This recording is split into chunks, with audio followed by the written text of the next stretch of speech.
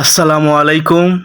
আপনারা এই মুহূর্তে দেখতে পাচ্ছেন টাঙ্গাইল সদর পুরাতন bus stand, Dhaka Tangail road কীরকমভাবে রাস্তায় জাম লেগেছে।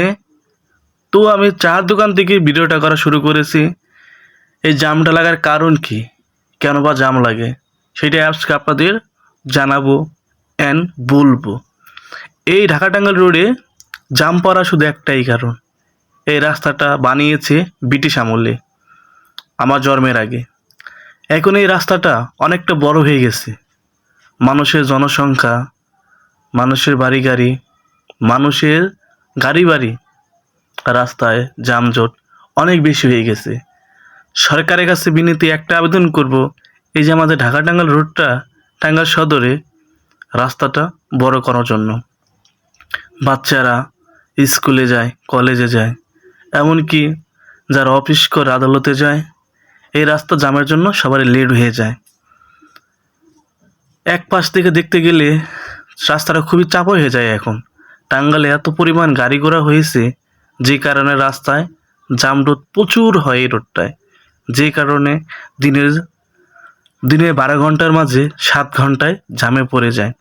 আর শুক্র শনি বৃহস্পতি এই 3 দিন তো কথা বলাই যায় না, বলার বাইরে।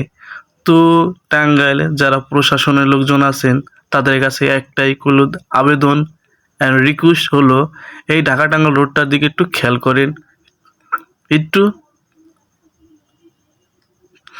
দায়িত্বশীল হন। রাস্তাটাকে একটু বড় বানানোর জন্য অবশ্যই আপনাদের কাছে রিকোয়েস্ট হলো, রাস্তাটা বড় বানান। দেখতে পাচ্ছেন রাস্তার এই পাশে কীরকম চাপা, মানুষ যাইতে পারতেছে না, কিছু করতে পারতেছে না। তো সরকারের কাছে একটা একলা আবেদন, যত দ্রুত পারুন আপনারা এই ঢাকা টাঙ্গাইল রোডটাকে বড় বানানোর চেষ্টা করুন।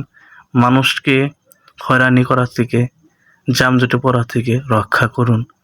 বাচ্চা পোলাপানদের স্কুল কলেজে নিয়ে যায়, তাদেরকেও ঠিক টাইম মতো জানি স্কুল কলেজে যেয়ে পড়াশোনা করতে পারে, এদিকেও খেয়াল রাখতে হবে অবশ্যই সকলকে।